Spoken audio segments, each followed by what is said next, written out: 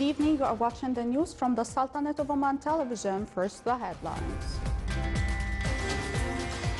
The government of the United States of America praises the role played by the Sultanate in enhancing stability in the region. Oman merchandise trade balance records an increase by 53% over the past 5 years. And acting UN Libya envoy presses the UN Security Council to blacklist whoever obstructs peace efforts after the warring parties agreed for ceasefire.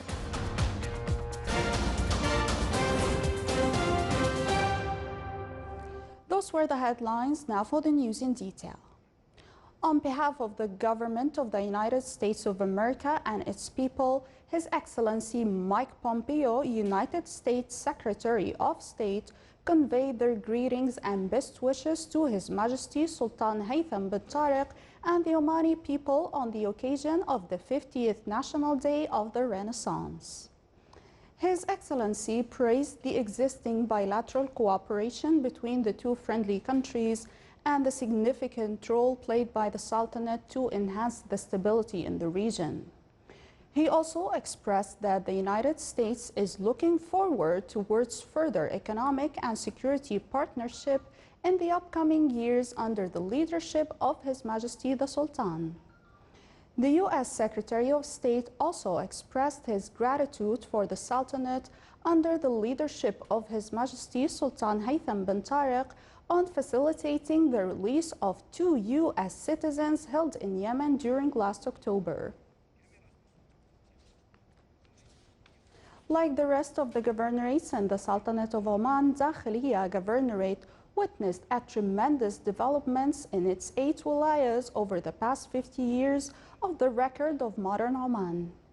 Statistics of the year 2019 shows that the population in the governorate increased to 488,000, including citizens and residents who are living in the 8 wilayas of Nizwa, Samail, Behla, Iski, Manah, Edem, Al-Hamra and Bidbid. Education, health and other services have reached every turn of the governorate, making them rival other big cities in terms of availability of schools, higher education, institution, markets, industrial areas, and market outlets, despite the difficult and rough terrains. Omani Youth has received over the past 5 decades a special care from the government and the local community through plans and programs that aim to raise their skills and capabilities. More details in the following report by Sulaiman Al-Bahri. Omani Youth is one of the strategic goals in Oman Vision 2040. The Omani Youth have proven their mettle in shouldering their national duty and their grasp of modern issues with a clear vision, strong sense of engagement to build the renewed Oman Renaissance. His Majesty Sultan Haytham bin Tariq said in speech on February 23, 2020, that the youth are the wealth and the building force of the nation. He will listen to their needs and aspirations, and the youth will receive the attention and care they deserve. Guided by the wise words of His Majesty Sultan Haytham and his promise to place the attention and care to the future builders of Oman, the Omani Youth has converted the trust and energy into tangible achievements at the local, regional, and international levels. Elements of the young's brilliance and achievements are exhibited in every field, in research, innovation, sports, culture, business, and industry. The government, since the inception of the modern Oman, has been saving no effort into pushing the youth programs and talents forward.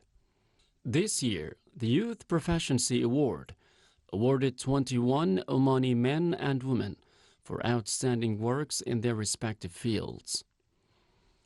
The Omani government, under the care and leadership of His Majesty Sultan Haytham bin Tariq, will continue to foster the young talents and integrate the Omani young men and women under the umbrella of the national work and initiatives to build a nation that they take pride in. Oman has long been recognized internationally for supporting women's education, and now it has come in for praise for bringing in a social shift in the field of engineering profession, where more than half of the Omani engineers are women. On this occasion of the 50th Glorious National Day, we met with some. Here's a report that shed light on their contribution in moving the wheel of development in the country.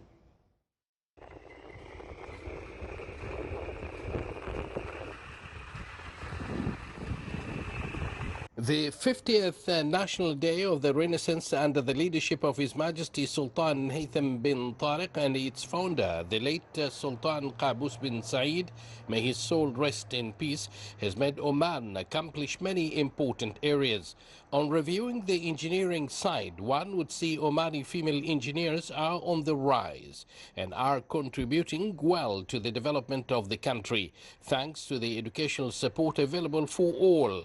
The education of which has facilitated in making a societal shift in the field of engineering profession, where more than half of Omani engineers are women.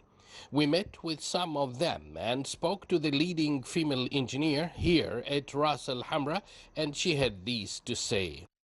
Happy National Day to all. Congratulations to Oman, the leadership, and my fellow citizen.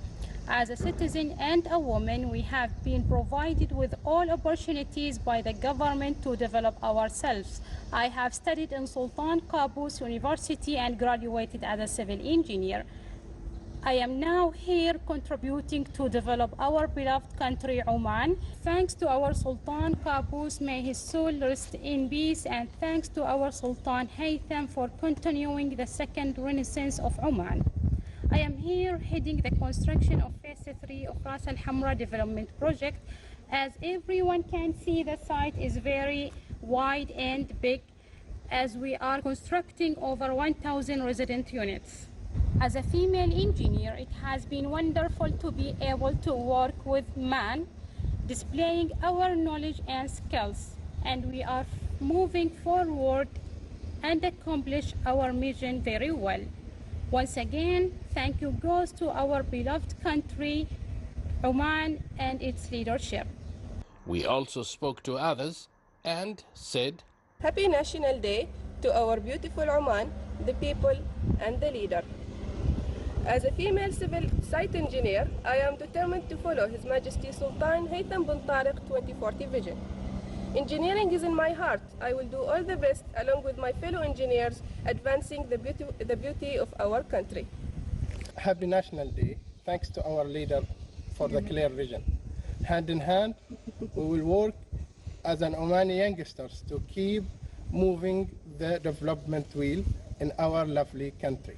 We youth are very fortunate to be able to fulfill our dreams. I'm an engineer and I am delighted to work side by side with our colleagues engineers. According to a UNESCO, United Nations Educational, Scientific and Cultural Organization report, Oman, along with Malaysia, have the highest proportion of women engineers, making up 53% and 50% of their total engineering workforce, respectively. The rising graph of women engineers in the Sultanate has also been cited by The Guardian in UK, which commended the support given by the Sultanate's government to Omani female to encourage them to study engineering.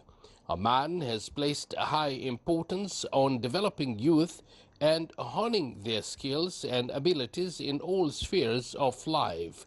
Youth have been always involved in the journey of building the nation. From Ras Al Hamra Development Project, I'm Abdullah bin Ahmed Al-Rubi'i for the Sultanate of Oman Television. But before I conclude, I was very happy to meet with young engineers, both male and female, working side by side to develop this particular country. Abdullah bin Ahmed Al-Rubi'i, Sultanate of Oman Television, Muscat.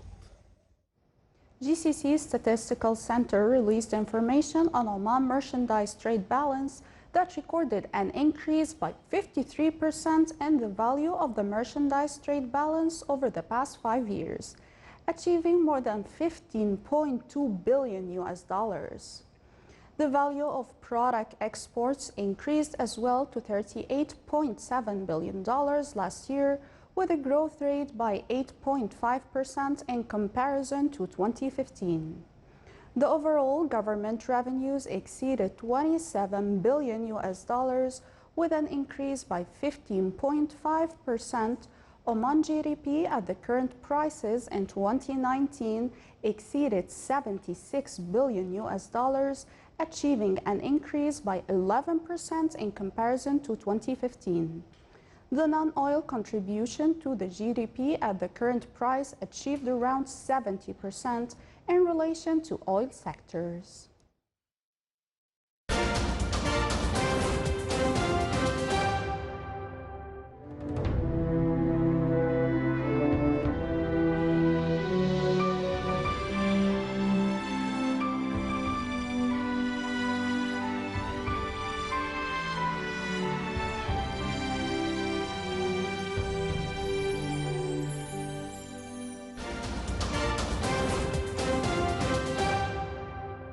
Acting UN Libya envoy Stephanie Williams pressed the UN Security Council yesterday to blacklist anyone who obstructs peace efforts after the warring parties agreed a ceasefire and Libyan participants in political talks set a date for the elections.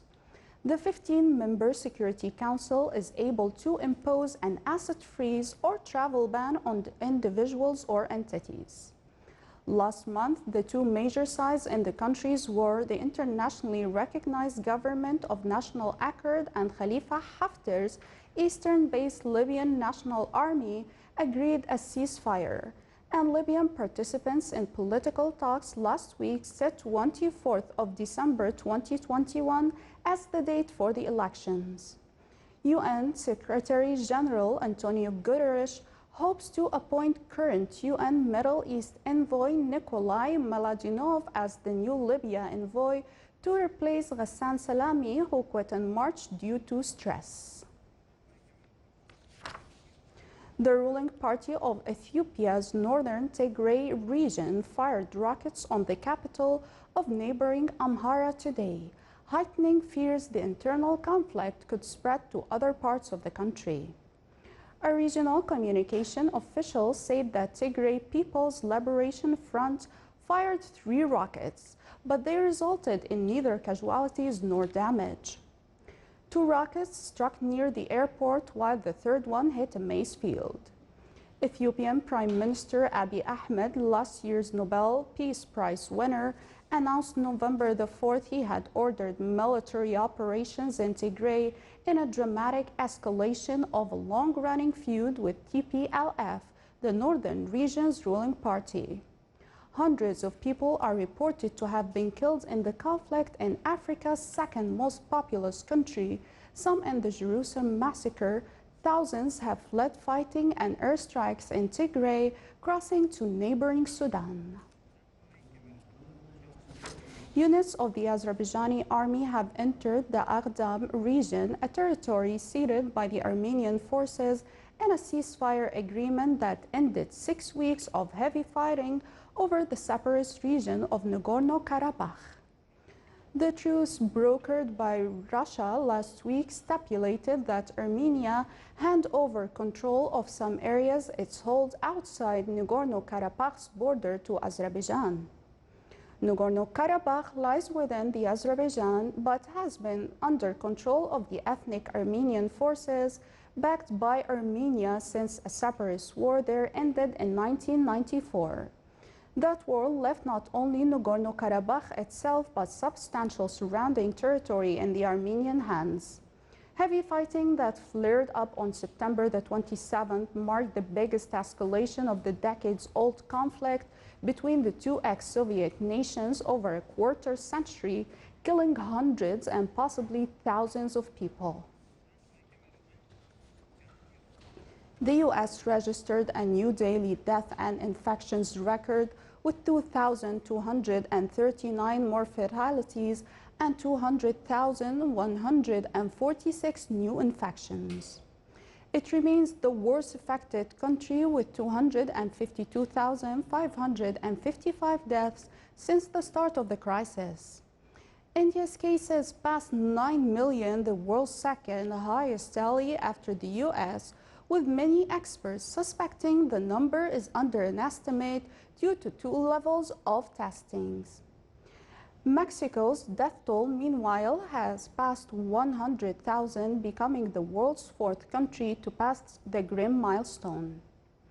Overall, the virus has killed more than 1.36 million people since the outbreak emerged in China last December. The second worst affected country is Brazil with 168,061 deaths. The World Health Organization said remdesivir, a costly antiviral drug taken by Donald Trump when he had COVID-19, should not be given to patients with the virus, no matter how sick they are, because it has no important effect.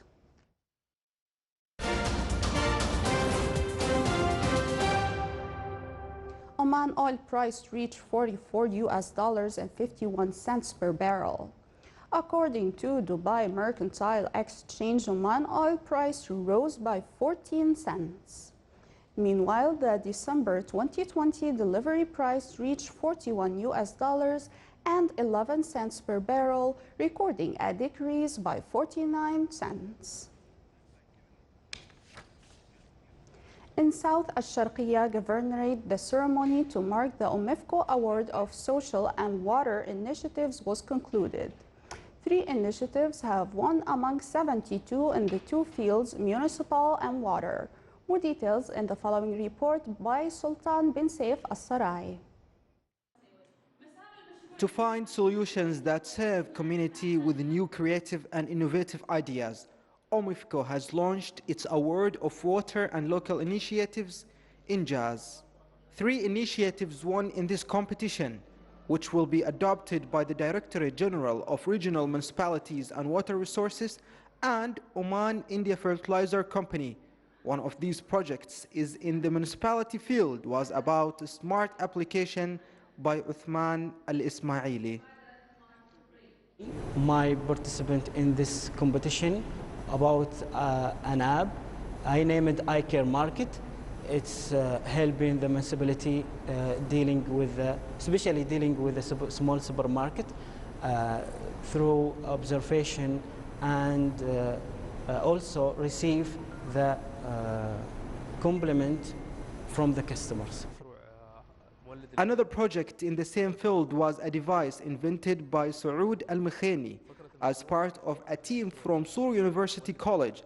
The device was called Hybrid Water Source that uses different eco-friendly solutions to turn high humidity in the air to drinkable water. The device uses the principle of water humidification that can extract humidity from water and convert it to a drinking water using a renewable energy and great system in hybrid electric system. Sultan bin Saif Al-Sarai, South Al-Sharqiyya Governorate, Wilaya of Sur. Mosques with the capacity of 400 and above are continuing to receive 30% worshippers amid strict preventive measures that based on the guidelines issued by the Awqaf and Religious Affairs Ministry. More details in the following report by Abdullah bin Ahmed Al-Rubai. Mosques across the Sultanate that has a capacity of 400 people or more, to account for 30% of the total, are continuing to receive worshippers amid strict preventive measures which are based on the guidelines issued by the Awqaf and Religious Affairs Ministry. The guidelines of which are well observed by the worshippers. The concerned authority at the Directorate of Mosques Department at Awqaf and Religious Affairs Ministry said that registration is still opened for more eligible mosques to be added online through electronic form that has to be filled by mosques supervisors. It's worth mentioning that Mosques Department turned down a number of applications because particular mosques requested to be open did not meet the requirements of safe congregation. Safe congregation require mosques to have a board that has all the instructions on safety measures that are clearly indicating the requirements to have physical distancing, wearing of masks. The notice board should also show the duration of time required that should not exceed 25 minutes, including praying time from the adhan time. Then mosques are closed up to the next adhan. Alhamdulillah, we are very happy by the opening of the mosque. It was closed due to the certain precaution and has been opening.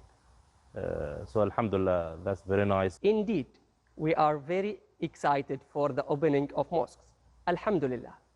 People are following preventive measures. Over 700 mosques have been opened last Sunday after 8 months of closure, following a Supreme Committee's decision.